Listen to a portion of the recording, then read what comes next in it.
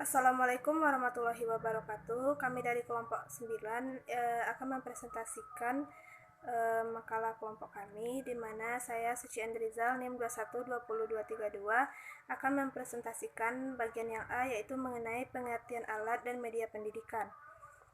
Zakaria Derajat menyebutkan pengertian alat pendidikan dan media pendidikan serta sarana pendidikan adalah sama, sedangkan dalam kepustakaan asing media berasal dari bahasa Latin dan bentuk jamak dari medium.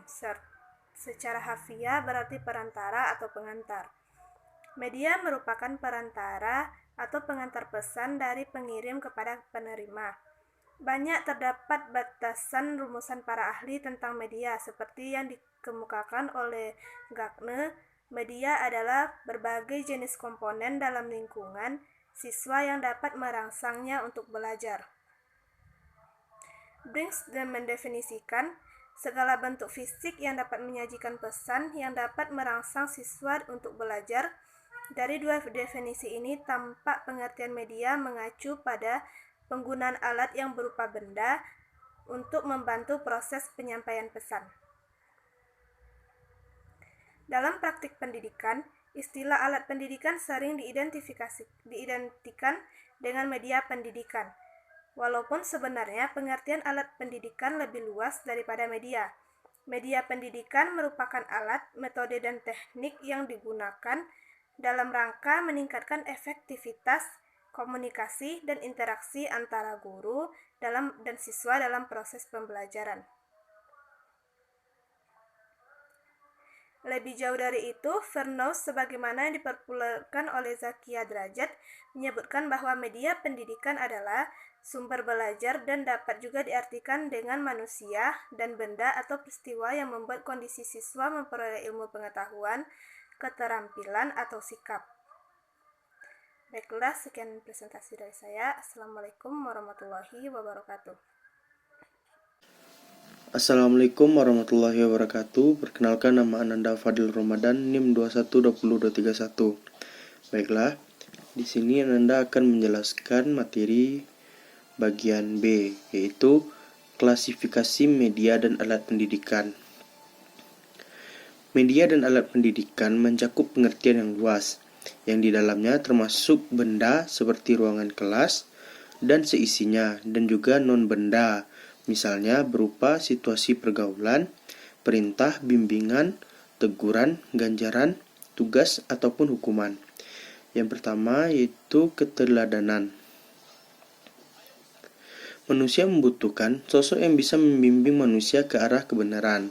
Oleh sebab itu, Allah mengutus Nabi Muhammad SAW menjadi tauladan bagi seluruh umat manusia untuk menjadi sosok yang bisa diteladani. Allah memerintahkan manusia untuk mematuhi perintahnya dan menjauhi segala larangannya. Yang kedua yaitu perintah dan larangan.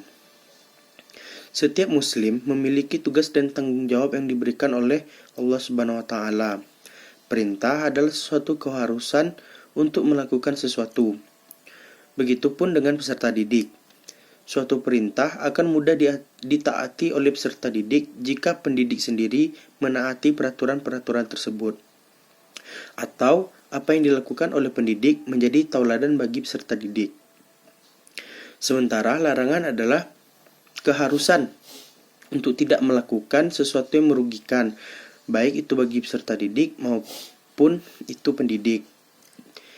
Yang ketiga yaitu ganjaran. Ganjaran adalah memberikan sesuatu yang menyenangkan dan dijadikan sebagai sebuah apresiasi bagi peserta didik yang berprestasi, baik dalam ranah ilmu pengetahuan ataupun perilaku siswa. Selanjutnya yaitu keempat, hukuman. Selain ganjaran yang diberikan, hukuman merupakan salah satu alat dan media pendidikan. Dalam istilah hukuman disebut dengan iqab. Sejak dulu hukuman dianggap sebagai media yang kedudukannya sangat istimewa, sehingga hukuman itu tidak hanya diterapkan diterapkan pada bidang politik saja, tetapi juga diterapkan dalam bidang pendidikan. Contohnya yaitu seorang peserta didik tidak mengerjakan tugas yang diberikan oleh pendidik, maka peserta didik tersebut boleh dihukum dengan hukuman yang wajar. Misalnya, dihukum seperti membersihkan kelas, membersihkan perkarangan sekolah dari sampah-sampah. Mungkin sekian dari Ananda. Assalamualaikum warahmatullahi wabarakatuh. Assalamualaikum warahmatullahi wabarakatuh.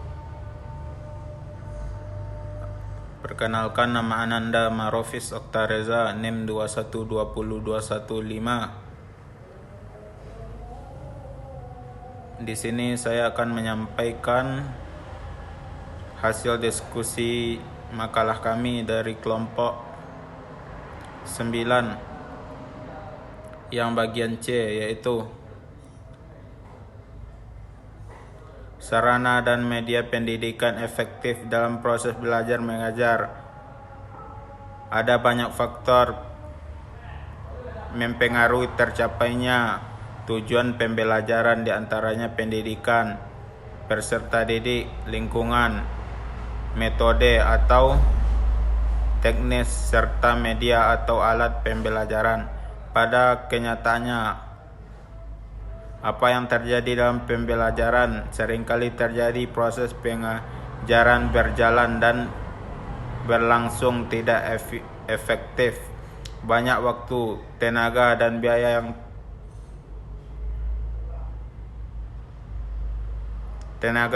yang terbuang sia-sia. Sedangkan tujuan belajar tidak dapat tercapai, bahkan terjadi noises dalam komunikasi antara pengajar dan pelajar. Hal tersebut di atas masih sering dijumpai pada proses pembelajaran selama ini. Sebagaimana yang telah dijelaskan di atas, ada banyak faktor yang mempengaruhi dalam proses belajar mengajar. Di antaranya adalah media atau alat pendidikan. Banyak pendidikan tidak memanfaatkan media atau alat pendidikan untuk menyampaikan tujuan dan pesan dalam pembelajaran, sehingga belajar tidak efektif dan cenderung membosankan. Belajar hanya terjadi dalam satu arah dan pendidikan lebih mendominasikan dalam pembelajaran. Metode dalam pembelajaran cenderung monoton dan membuat peserta didik menjadi alas dalam mengikuti pembelajaran. Hal tersebut dimungkinkan terjadi karena interaksi yang terjadi antara pendidik dan peserta didik hanya sebatas formalitas saja, sehingga tidak ada tambahan pengetahuan dan perubahan perilaku pada peserta didik. Perolehan pengetahuan dan keterampilan, perubahan sikap dan perilaku dapat terjadi karena interaksi antara pengalaman baru dengan pengalaman yang pernah diamati sebelumnya. Dari banyak faktor pendukung keberhasilan tujuan belajar, proses pembelajaran merupakan salah satu faktor yang dominan dalam penggapai tujuan belajar. Sebab di dalam proses pembelajaran itulah terjadi interaksi nilai-nilai dan pewarisan pengetahuan secara langsung. Karena itu, kegiatan belajar mengajar menjadi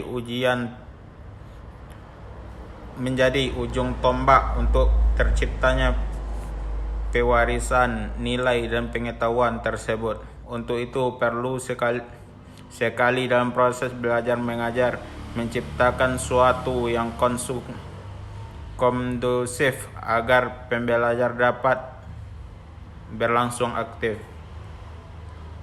kreatif dan efektif dalam kegiatan dengan usaha untuk menciptakan suatu yang kondusif.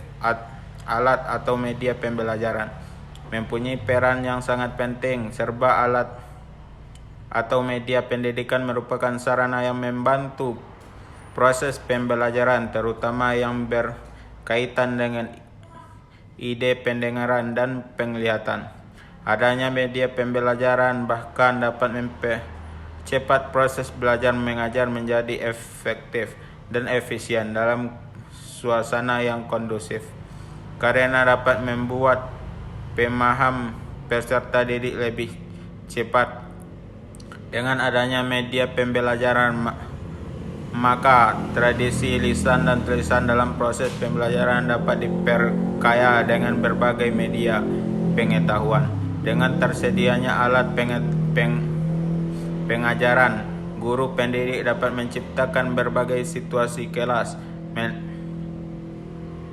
menentukan metode pengajaran yang akan dipakai dalam situasi yang berlainan, dan menciptakan iklim yang emosional yang sehat di antara peserta didik.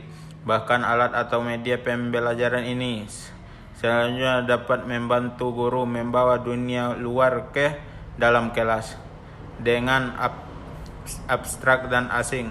Sifatnya menjadi konkret dan mudah dimengerti oleh peserta didik. Bila alat atau media pembelajaran ini dapat difungsikan secara tepat dan profesional, maka proses pembelajaran akan dapat berjalan efektif. Menurut Ed Gandal mengklasifikasikan pengalaman belajar dari yang paling konkret ke yang paling abstrak, dan ide yang abstrak dapat dikonkretkan dengan menggunakan media pendidikan dalam pembelajaran.